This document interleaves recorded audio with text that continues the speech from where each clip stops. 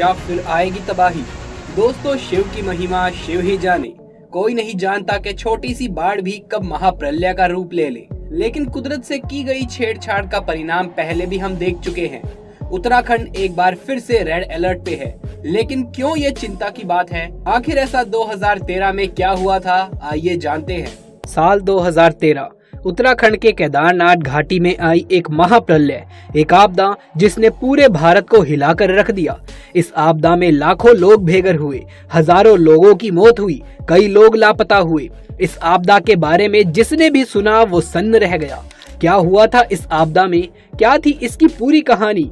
क्या हुआ था उस वक्त केदारनाथ घाटी में? इसे जानने के लिए इस वीडियो को एंड तक जरूर देखिएगा। हर हर महादेव। दोस्तों, हिमालय की गोद में बसा हुआ देवभूमि उत्तराखंड, जहां पर है हिंदुओं के सबसे बड़े धार्मिक स्थल 4 धाम में से एक प्रमुख स्थान केदारनाथ, जहां पे हर साल लाखों लोग बाबा केदारनाथ के दर्शन करने आते हैं। उस साल भी हर साल की तरह ही 14 मई 2013 को बाबा केदारनाथ के कपाट धूमधाम से खोले गए, जिसमें बड़ी ही संख्या में श्रद्धालु शामिल हुए। लोग बहुत खुश थे और पूरे महीने यात्रा सुचारू रूप से चली।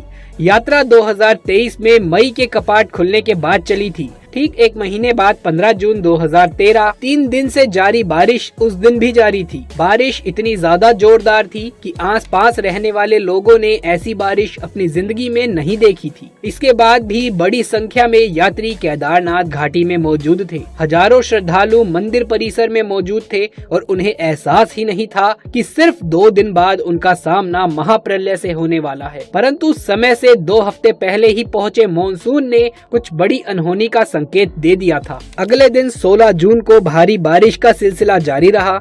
मंदाकिनी नदी रौद्र उफान पर बहने लगी थी। लगातार भारी बारिश से केदारनाथ के ऊपरी इलाकों में जमे ग्लेशियर्स पर भारी दबाव पड़ने लगा। केदारनाथ घाटी के चारों तरफ बादल फटने का सिलसिला शुरू हो चुका था, जिससे केदारनाथ में मौजूद यात्री सहम उठे थे। हर तरफ बेहद तनाव का माहौल बन चुका था। मंदाकिनी का स्तोत्र केदारनाथ मंदिर के ऊपर मौजूद प्राकृतिक झील चोराबाड़ी, जो कि लबालब भर चुकी थी और भारी दबाव में थी। 16 जून की रात 8:30 बजे एक लैंडस्लाइड हुआ, जिससे पूरे केदारनाथ में हाहाकार मच गई।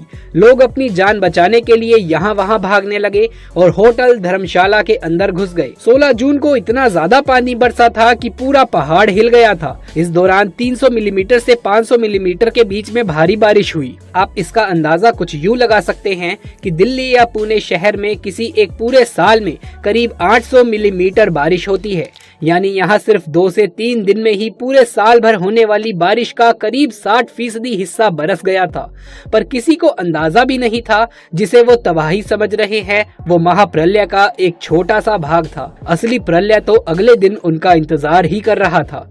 रात भर लोग डर के मारे घबराए हुए थे। ऐसा मंजर लोगों ने अपने जीवन में कभी नहीं देखा था। खौफनाक उफान मारती मंदाकिनी मानो पूरे केदारनाथ को डुबाने पर आतुर थी। रात को हुई इस घटना में कई लोग बह गए और जो बचे वो बस अपनी जान को बचाने की जद्दोजहद में लगे रहे।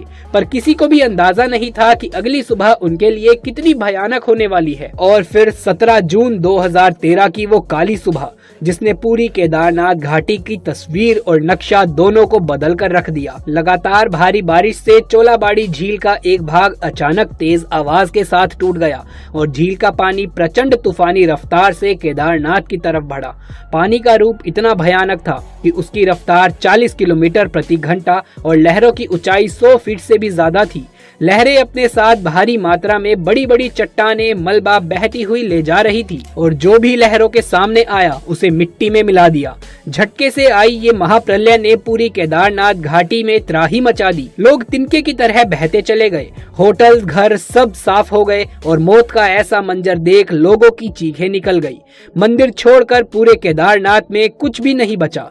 हर तरफ लोगों की लाशें और तबाही और मलबा ही मलबा बिखर गया था।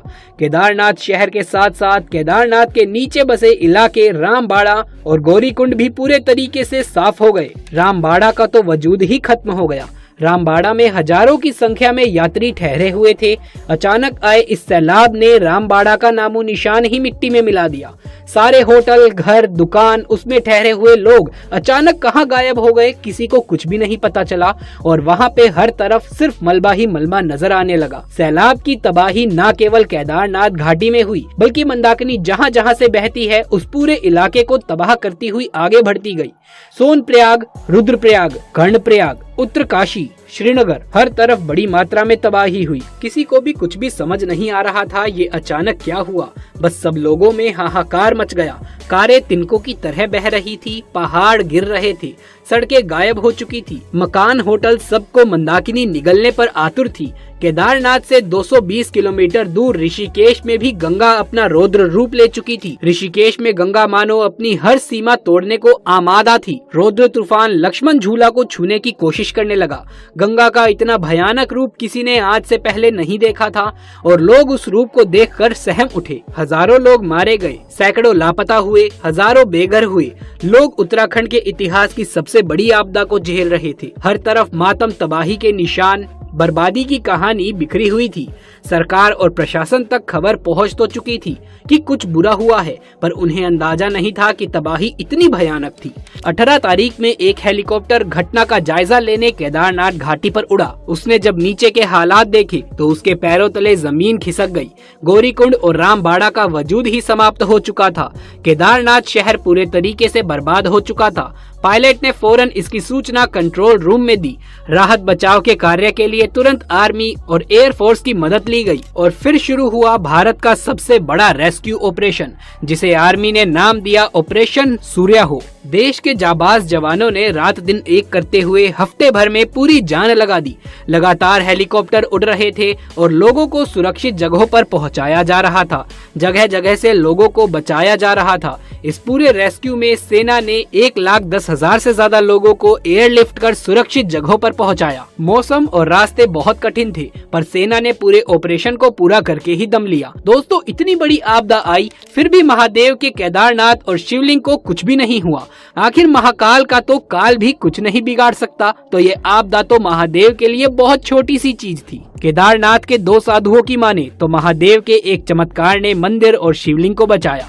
16 जून को जब सैलाब आया तो मंदिर के पीछे के पहाड़ से बाढ़ के साथ लगभग 100 फीट की स्पीड से एक विशालकाय डमरूनुमा चट्टान भी मंदिर की ओर आ रही थी। लेकिन अचानक वो चट्टान मंदिर के पीछे करीब 50 फीट की दूरी पर रुक गई। ऐसा लगा जैसे उसे किसी ने रोक दिया हो। उस चट्टान के कारण बाढ़ का तेज पानी 2 भागों में कट गया और मंदिर के दोनों ओर से बहकर निकल गया।